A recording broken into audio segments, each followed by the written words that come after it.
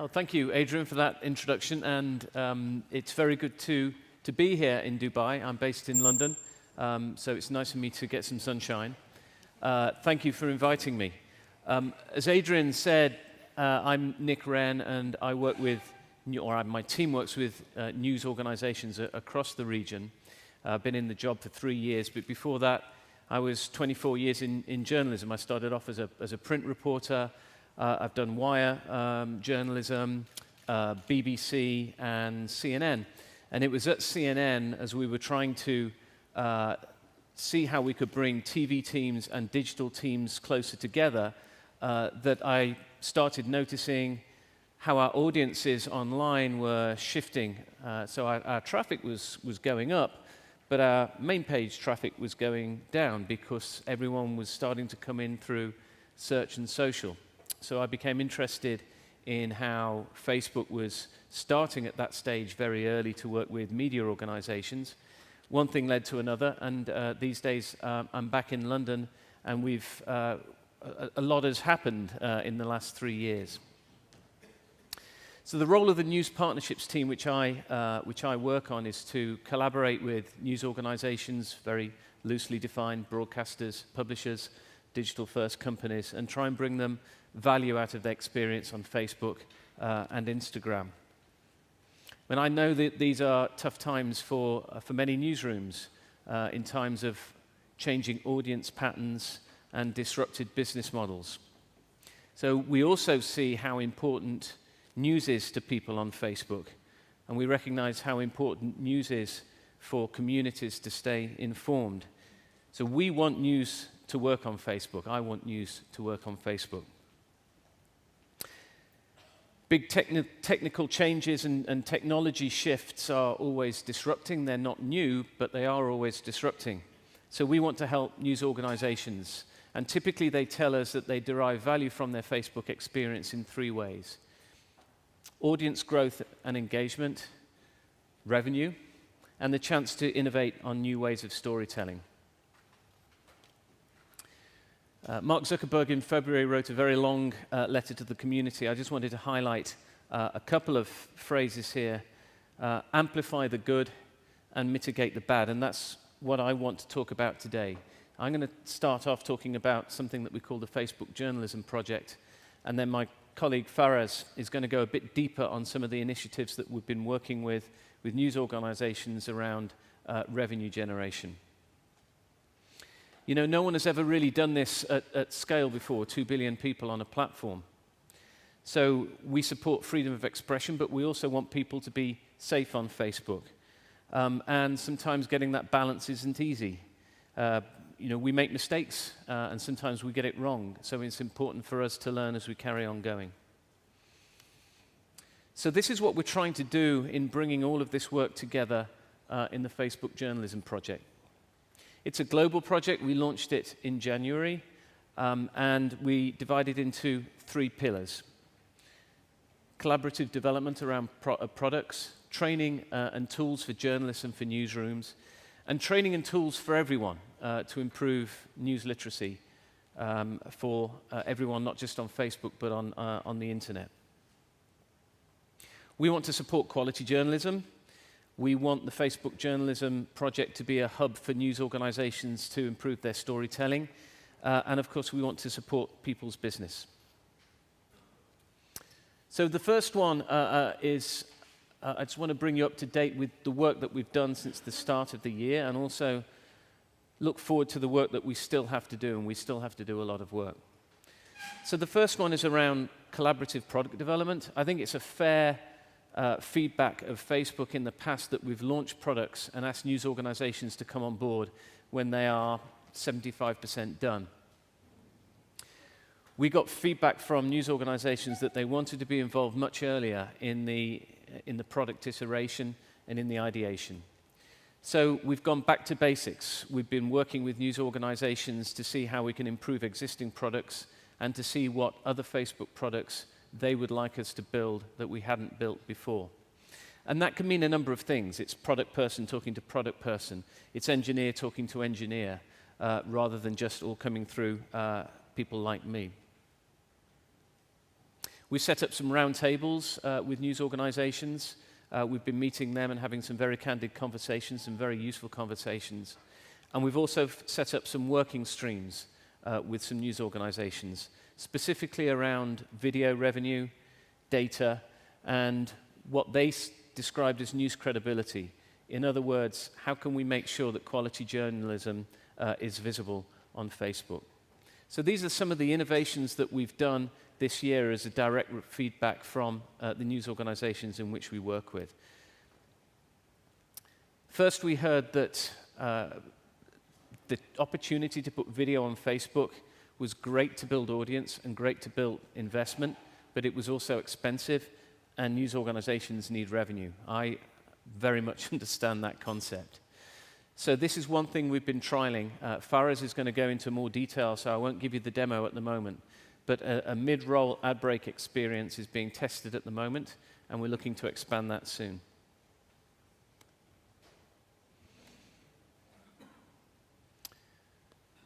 We also had a look at our Instant Articles product, which was launched 2 years ago, to see how we can improve that to give greater value for partners.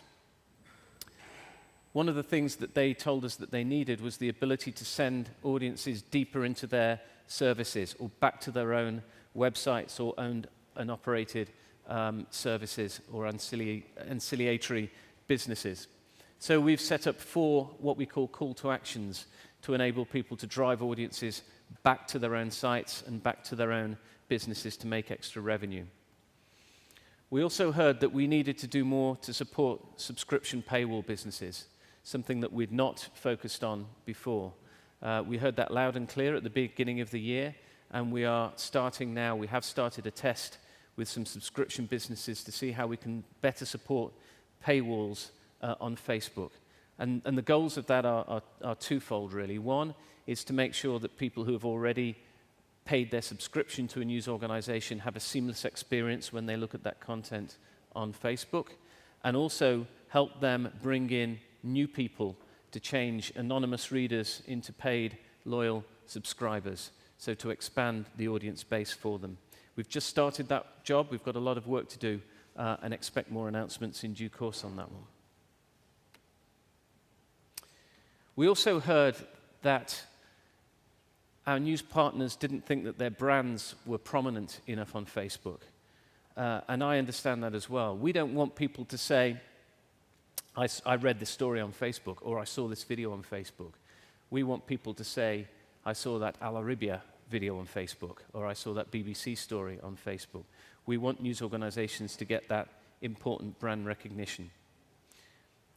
So for the first time, we've allowed publishers now to upload their branding into Facebook in different formats. And now we're looking at different ways to display the branding more prominently on the Facebook experience.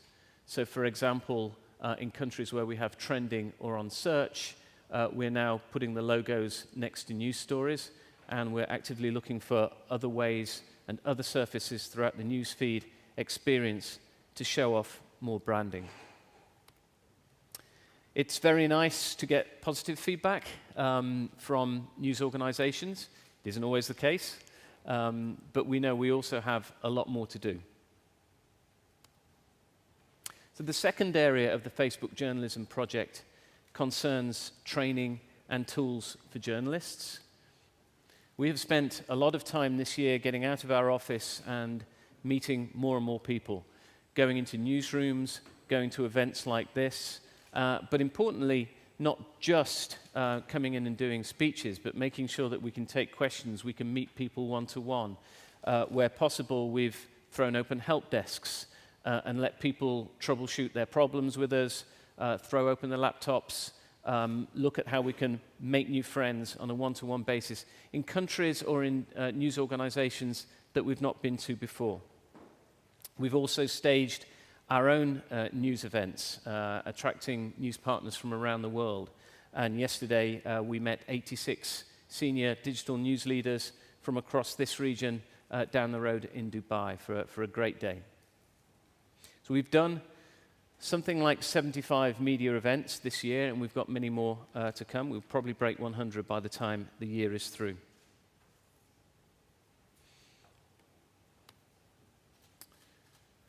We've also been working hard on CrowdTangle. This is where I ask for a show of hands on how many people know what CrowdTangle is. Probably about a quarter.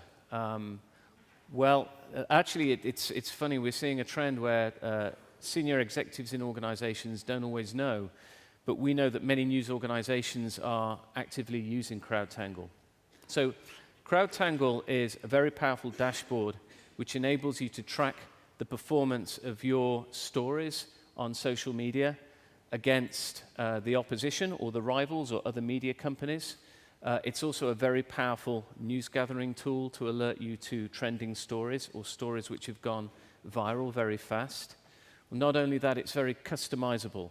For example, if you're a political reporter, you can build your own list to follow politicians in an election, so you can see very easily the activity that they're doing, not just on Facebook, but on other social media platforms as well. This is not solely a Facebook business.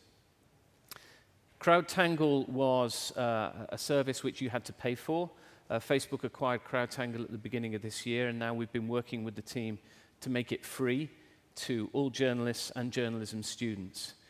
So far, we've onboarded, as they say in Silicon Valley, around about 1,700 journalists onto CrowdTangle, and we've got a long, long list. So if your teams are on that list, don't worry, we're going to get to you. We're working our way through everybody. We've also been hearing that the topic of journalism safety is very important to our news partners. And certainly a few years ago, journalism safety meant to me keeping journalists free from harm in dangerous war zones with bombs and bullets. And it still does mean that, but increasingly news organizations are looking at how they can keep their journalists safe, even back in the newsroom on social media. So it could be bullying, it could be hate speech, it could be overexposure to graphic content on social media. So we've started working with key organizations in the industry to see how we can do a better job at building tools and services on Facebook which will help journalists stay safer in all aspects of their job. We've started a quick guide which we've translated into several languages, but that's just a stake in the ground. Again, we have a lot more work to do in that particular area. Finally, the third pillar, training and tools for everybody. We're looking to support the Facebook community so that they can make smart decisions about what they share and what they look at, not just on Facebook, but on the internet as a whole. We want to make sure that the news that people see is authentic and informative. In the past year, it's no secret that we've faced some challenges, challenges which we're working hard to overcome. Fake news, false news, misinformation is not new in the media. This is a gem from the New York Sun in 1834 of creatures on the moon. It's not new for people to use media to deceive, but we take our role in this area very, very seriously. We believe we've got a responsibility, but not just Facebook. We will work best when we collaborate, not just with other news organizations, but with other technical companies, with academic leaders, and with other institutions. It's an industry-wide issue, but we've got a big role to make it better. So what are we focusing on now in terms of beating false news and tackling false news? There are three areas. We believe that a lot of the false news that appears not just on Facebook, but on the internet as a whole, comes from economic incentives. A lot of it comes from spammers. It may be political in nature, but the goal is to make money off low-grade web pages full of advertising. So we're trying to get to the root and take away the economic incentives. We're building new products to help combat false news, and we want to help people make better informed decisions. We started the year by working with some fact-checking organizations, first of all in the United States, and then in some countries in Europe, specifically France, Netherlands, and Germany. We built a machine which surfaces for these fact-checking organizations which are under the umbrella of the Poynter Institute, Florida-based Poynter Institute.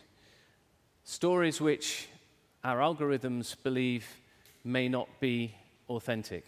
And we pick up various signals to drop them in a queue for these fact-checkers to look at. If the fact-checkers can't replicate the sourcing, they're able to label the story as disputed. And in the markets where we've rolled out this particular product, if two fact-checking organizations label a story as disputed, we downrank it, so it becomes very, very hard to find. Not only that, we build in some friction. So when you try and share the story, you get notified, hey, did you realize that this story has been disputed by these following organizations? So that's just a first step. We're also looking to make it easier for people to report false information to us. We rely on the Facebook community to report this, and our job is to get it down a lot quicker. We've also just tested and launched a new product called Related Articles. And again, this uses the expertise of our fact-checking partners. When they see a story which is disputed, we can put underneath it the related article debunking that story. So we've shown when people see an alternative 180-degree opinion on a story, they're much more likely to question the veracity of the story which they first saw. Again, these are just some of the initiatives that we've taken. We're in active discussions about new products and new tests, and we want to build these out to more and more people and more countries. So the work's just begun. We also work with an organization in Europe called First Draft, which is a collaboration of news organizations who drafted for us 10 ways to stop false news, or to spot false news. To many journalists, these are second nature. Things like make sure you double-check the URL. Does the typeface look consistent with the typeface of that particular organization? Is there anything suspicious about the photograph? These are things which journalists do routinely as part of their job, but a lot of people looking at stories don't necessarily think to make these checks. These 10 ways to spot false news have been put on our news feed in various countries, and we've also taken out full-page color ads in many newspapers around Europe, especially to coincide with elections, to give people more information and more thought about the stories that they're going to see online. Another initiative was something that we call political perspectives, and this was to counteract the perception that people on Facebook live in a filter bubble. How this worked was around political stories during an election. We gave people the opportunity to tap on a box called Perspectives and see not just the opinion of the particular candidate that was written about, but all of the candidates standing in that particular election and their official stance on all of that relevant issue. We tested that, for example, in France during the election. We got good feedback, and we expect that this kind of product will be something which we expand and use again in the future. Another initiative, which again comes from direct feedback from the news organizations with whom we've worked, is called Article Context. So if you look very closely to the left of Theresa May's head on that story from The Independent, you see a button which says More Information. And if you click on that, there you go, have a look at The Independent, it takes you to a new surface behind the story, which gives you detail about the news organization that's published that story, perhaps detail about the author to humanize the story and emphasize the fact that that is a credible journalist who has written other stories on that particular issue. And we're looking at other information that we can put in that space to send signals to people that this story is written by a credible news organization with breadth and depth of reporting. Conversely, if you tapped on a story which was from a false or fake news organization, you would see some words to the effect of, "We have no record of that news organization." So again, we want to send signals to people so that they can make the right decisions about the stories that they read and the stories that they share. We know as well that people want authentic information and they don't want to be misled when they tap on a story in Facebook. So we've been downgrading and downranking clickbait and stories which deliberately mislead or withhold information. We want transparency with people when they tap into a story. And finally, in April, we founded and funded something called the News Integrity Initiative. And this is based at the CUNY Graduate School of Journalism in New York City.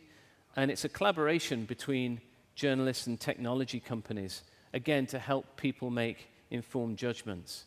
In talking to many of these companies, we found that we were trying to do the same thing, so it made sense to come together. So we helped found the News Integrity Initiative, and now it's run and administered independently by an executive and a board.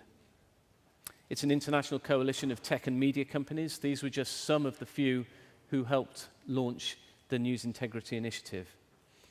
The stakeholders are universities, advertisers, media companies, social media companies, tech companies, academic institutions, researchers.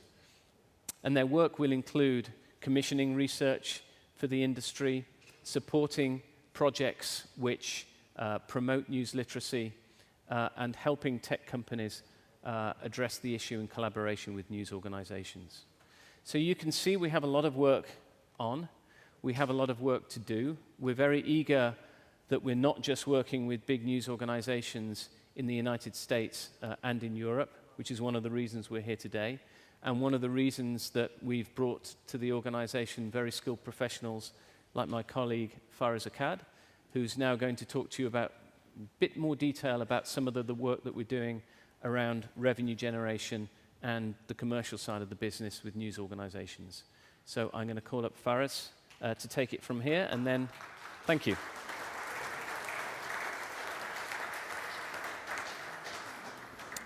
And then at the end, if there's time, we will be more than happy to take your questions.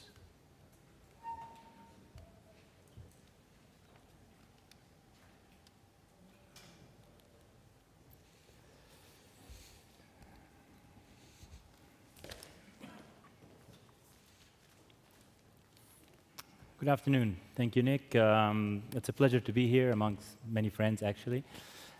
So my name is Faraz Akkad. I am responsible for media partnerships for Facebook in Middle East, Africa, and Turkey across news, sports, entertainment, but with a heavy emphasis, obviously, on news. And what I want to talk to you a little bit today is some of the monetization initiatives that Facebook has launched, especially in these more testing times that we see many of the publishers under. This is an important area for Facebook to try to work with our partners and be a source of revenue and try to alleviate some of the pressures that are being felt in the market. So I'm going to cover today 5 different areas. Nick alluded to some you might have read about. Some of them are available in the region. Some of them are on their way in different pilot phases, but I think it's insightful to be able to have a holistic look at what Facebook is working on in terms of revenue generation. First one would be instant articles. So at a very basic level, what instant articles is when you see a link on Facebook and you click on that link, and rather than launching a separate website, the article launches within Facebook.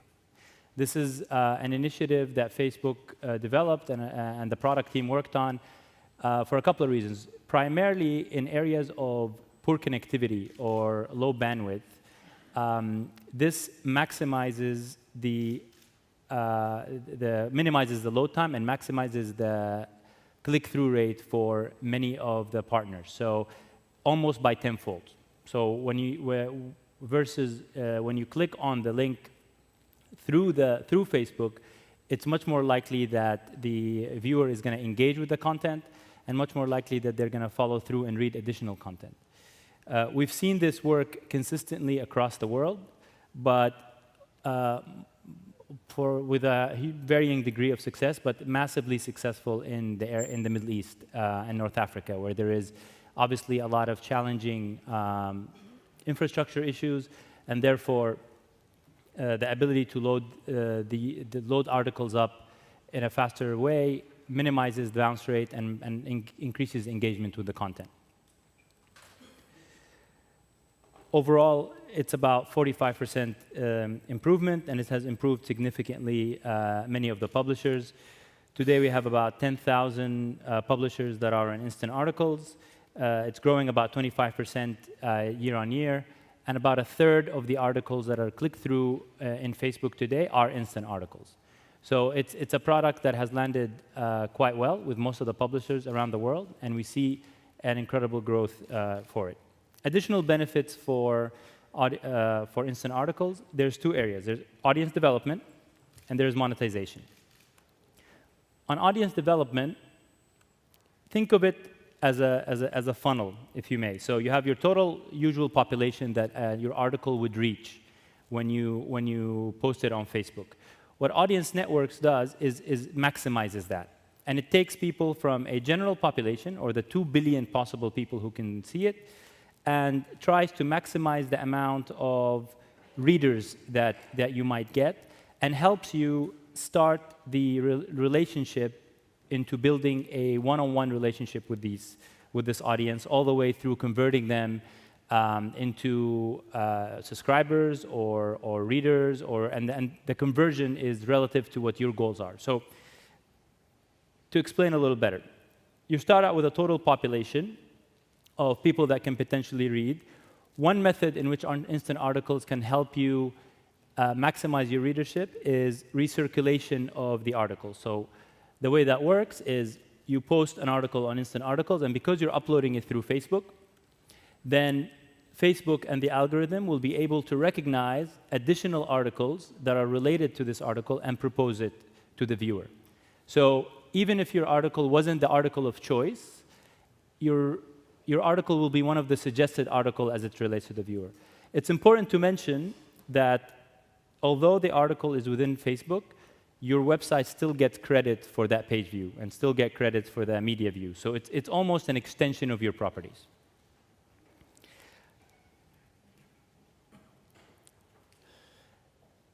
Starting the relationship, there's different ways in which many of our partners view a relationship. One of them is you can have the viewer like your page, sign up for emails, you can install an app install, or subscribe.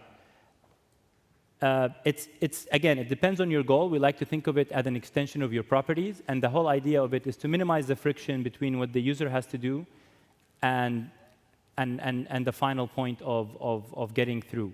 And this ability of minimizing bounce rate and minimizing the friction is where it lies.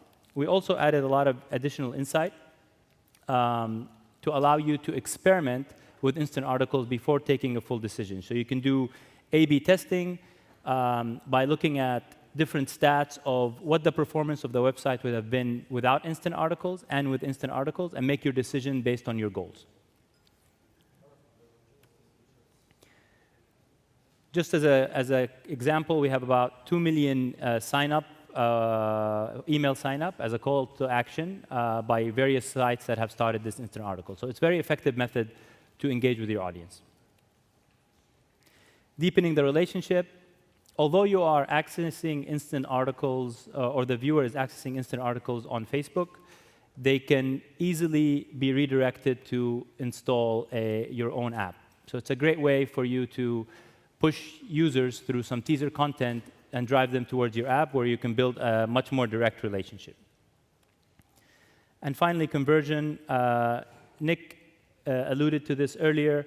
We are piloting this with several publishers around the world to see how we can drive subscriptions to those publishers through Facebook. So you publish content on Facebook, the viewer can subscribe and get the full content on Facebook or on your website. Also important to mention that for this tool, we are actually keeping zero of the revenue. It's completely passed through to the publisher. It's just our way to try to promote people engaging with our publishers.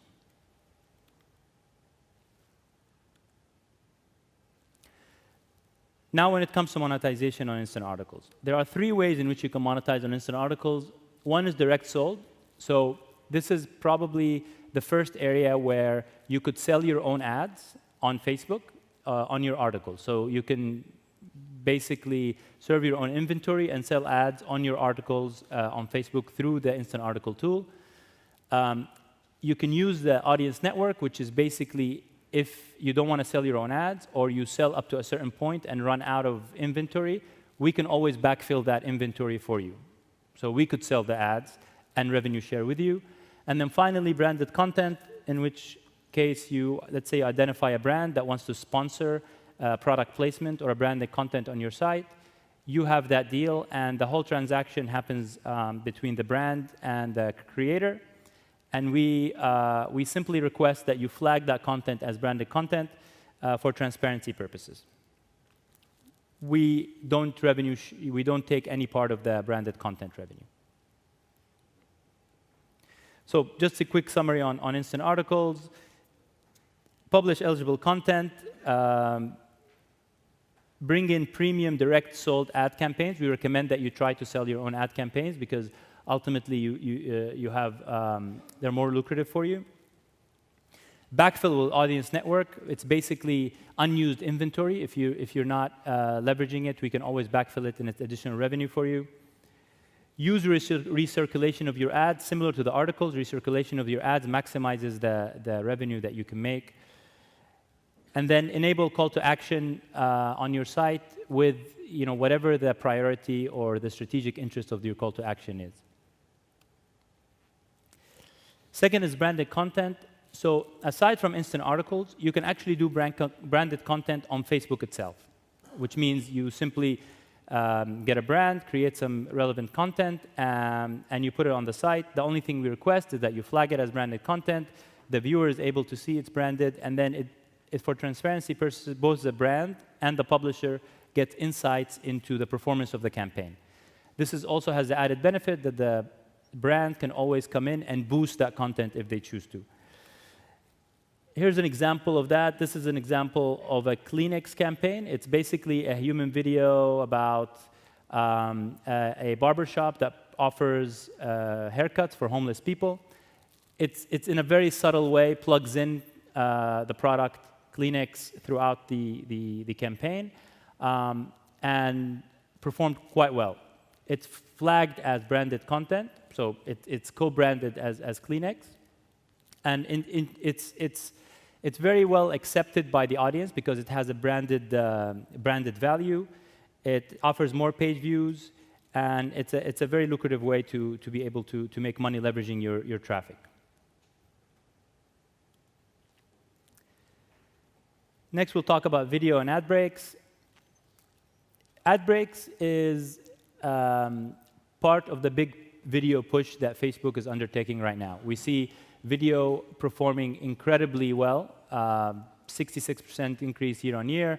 The algorithm works on what the users seem to prefer and what the users seem to engage with, and that seems to be video. So your videos will always also be pushed higher in terms of the algorithm. And now we're trying to offer a way for our partners to be able to monetize that video. The way it works is the video has to be 90 seconds or longer. We don't do pre-rolls. You can put an ad anytime after the first 20 seconds, and you cannot put an ad in the last 30 seconds. The main purpose of these rules is basically user experience. We don't want it to be disruptive, and we want it to be somewhat seamless to the user. So, somebody clicks on the video, they see the content, they are immediately immersed in the content that they intended to see. After enough time, which is minimum 20 seconds, that they've engaged with the content, there's an ad break. There's a clear indication to the viewer that this is an ad. So it actually has a timer, and then the screen will go black for a second. You get the ad, and then you go back into the original content.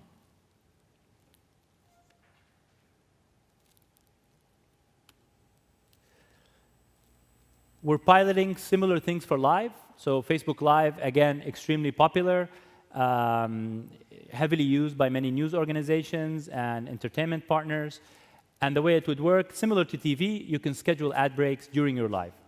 So it's a little bit more intuitive, I guess, for TV. The presenter or the audience will basically call for an ad break, and they can say, we'll see you after these brief messages, and then you break into an ad. Similar rules apply. It's no pre-roll and only mid-rolls.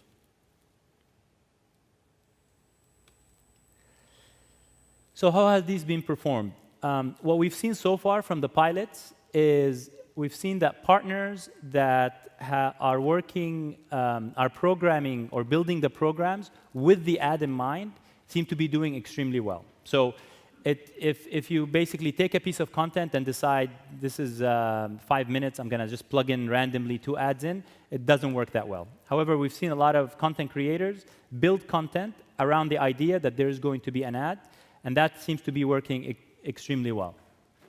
There's no best time or a formula to plug in the ad, so it's up to the creator to identify an organic and natural break in the piece of content to plug in the ad. And then we provide a lot of data and iteration about rates of completion of the video, rates of completion of the ad, to showcase how successful that is. What we've seen so far has been extremely positive indications of many of our partners that are programming with ads in mind are seeing almost 70% completion of the ads, which means viewers are actually sitting through the ad 70% of the time, which is very positive, both from a content viewing standpoint, that means they're not running away from the content because there's an ad, and they are also viewing the ad, so it's very interesting from a commercial standpoint. Again, it's really, it's under iteration, but what seems to work really well, that it's undisruptive for the audience, so no pre-roll and organic placements of ads. Audience network. So audience network, similar to what I described in Instant Article, we have the ability to serve ads based on Facebook data on your platforms. So let's say you have an application or you have a website and you have a lot of unused inventory, or say you have some assets where you have a sales team that sells those assets in a certain geographic market, but they don't sell them outside those geographies. Our engine can serve ads on your inventory based on Facebook data and profiles. So it's quite interesting, because if you think about it, today there's 2 billion people on Facebook, 700 million people on Instagram, and then there is thousands of apps of which you're a part of that you develop, and that has also a very interesting amount of inventory. We see a lot of partners that don't have the sales force, don't have the capability, or in many cases they do, but they're not able to fill their inventory all the time. So we have a lot of leftover inventory that most of the time we are able to provide you a 6% additional reach and additional money based on what's being served. Today we pay about $1 million a day to publishers based on audience network. So it's basically inventory that goes unused, and we have an excess amount of ads and based on profiles that we are able to serve. A few things to clarify: when we serve an ad on your platform, it's not targeted towards your platform. So nobody can come and buy, say, an ad on platform X. What they buy is ads for a person who is age X to Y, living in a certain geography, etc., and we serve those ads. And that person happens to be on your app. So nobody can actually target your ad or affect your CPM when you're selling direct. It's just really just backfilling in areas where you're not able to sell. And then we're seeing this number of $1 million a day growing about 50% year on year. Finally, Watch. Who have heard of Watch? Not many. So Watch is Facebook's initiative into longer form content. So I'll show a quick video. Can we put some audio in? So basically, if you look at Facebook, it's a separate tab. It's not part of Newsfeed. It's a new tab. It highlights longer form content and live sports that will be on Facebook. Some of this stuff is commissioned by Facebook, but the idea is we want to commission certain amounts of content just to showcase the possibility of the platform, but then rely on the network of our partners to upload longer form content for people to watch. The content in nature is supposed to be more episodic. So, this is not the discovery experience that you get on newsfeed. It's more a more consistent appointment viewing experience that we provide, similar to other VOD platforms. The content is supposed to spur conversation. It's more social in nature. We can go in depth about how we, for instance, the experience on sports is very social. You get the emotion graph. You can have different audios, different commentaries. You can have different camera angles. So it offers you a lot more flexibility than the regular VOD or live experience. And also has a very strong recommendation engine based on what others are viewing and your friends in circle.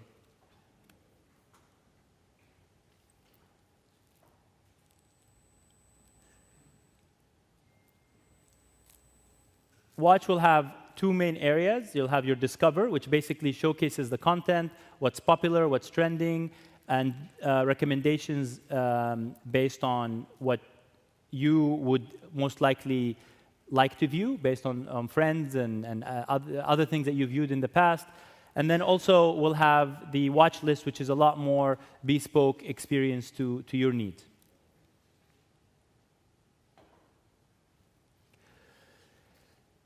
Show pages. So show pages are basically the pages for Watch. They are episodic in nature, serialized.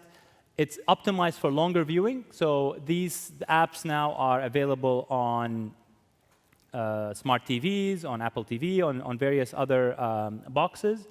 And it's very much community-driven. So it's meant to create shows that create a conversation that you can have within your community, and people are able to suggest shows for you, and you do the same.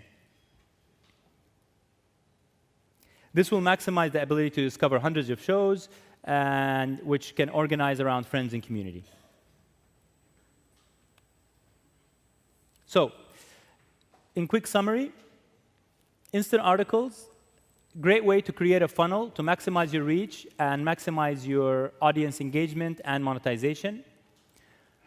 Longer videos are seeing a great engagement, and the algorithm will now start preferring longer videos. So the more minutes of a video that are being watched, the more this video is likely to be proposed.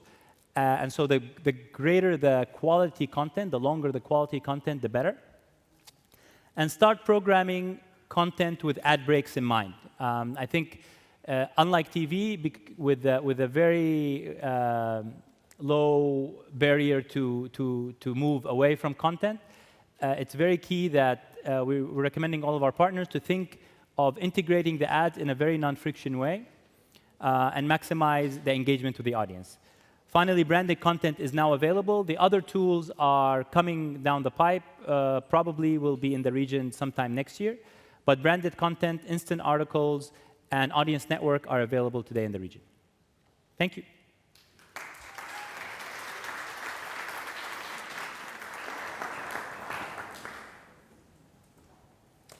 Remember that Facebook's biggest problem is they have too many ads, okay? This is the big problem. So let's take some questions from the audience for the guys. From Mark from RTL Netherlands. Yeah, my question is, why is it so complex, all these solutions that you have for monetizing our content?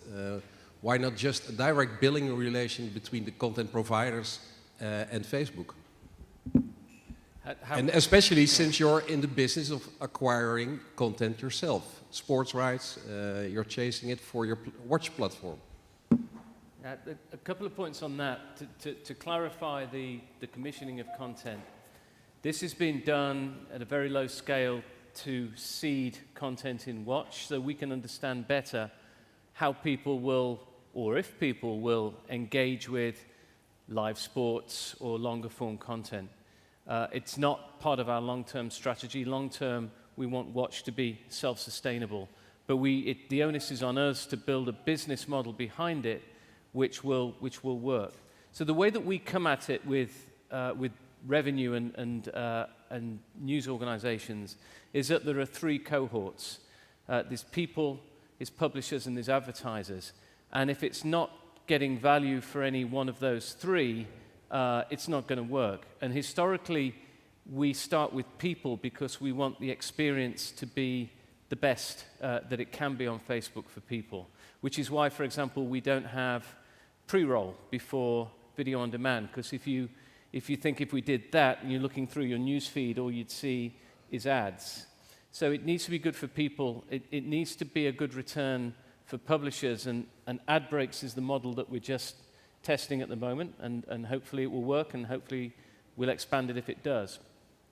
And it also has to be good for advertisers, so they're going to need to see value as well.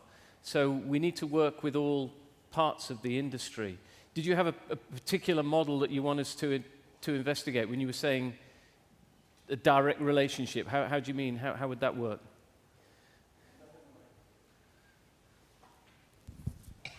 Well, I'm informed that you are working together with famous people in the US, for example, and you pay them to create content for the Facebook platform. Why not do so with news publishers? Pay us for the content, we will distribute it through your platform, and pay us, and you can monetize it.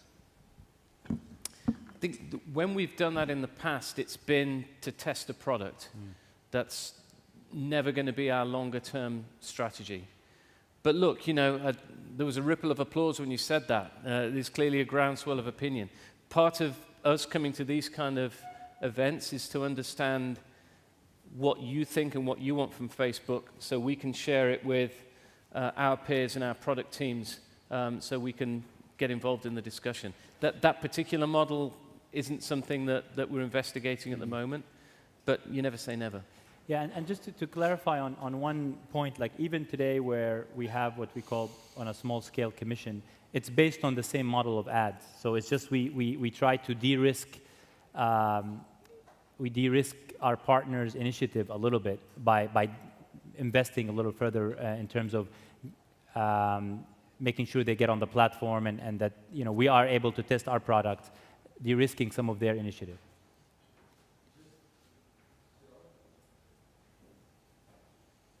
Is it on yet? Just another question about ad breaks. We are on the brink of starting to experiment with ad breaks. You just told me that there's a completion of viewing of 70%. I'm also informed that the engagement scores are really decreasing for people that come across ad breaks. Can you confirm this? And is there a way that you can help publishers, despite the decrease in engagement, to get better results? Yeah, again, I think it's about striking a balance between giving people a really good experience and having a commercial model that works behind it. So it's pretty early with ad breaks. We're a few weeks into the test, so we don't have a critical mass of data to say definitively.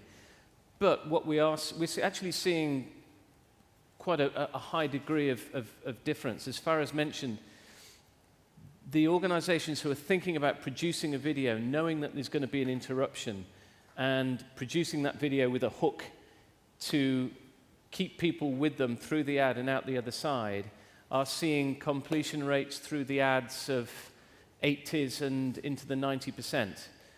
Conversely, it's not always working that way.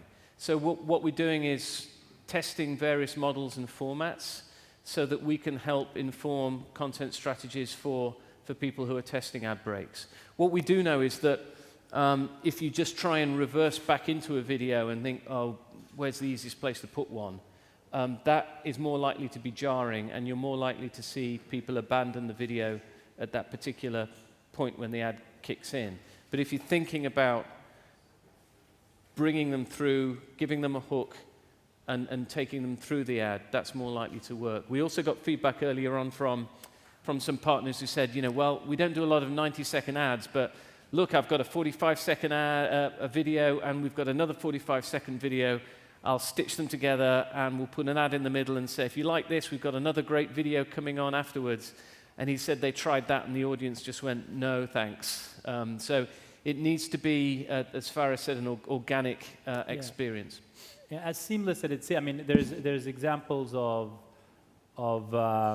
you know, related story where they say, you know, here is what happens on the news today. If you know, we're going to take a quick break and we'll tell you how that will have impact on unfold tomorrow. Like so if there is this natural continuation, the ad seems a little bit less disruptive versus just simply, like as Nick was saying, you know, gluing it in between episodes.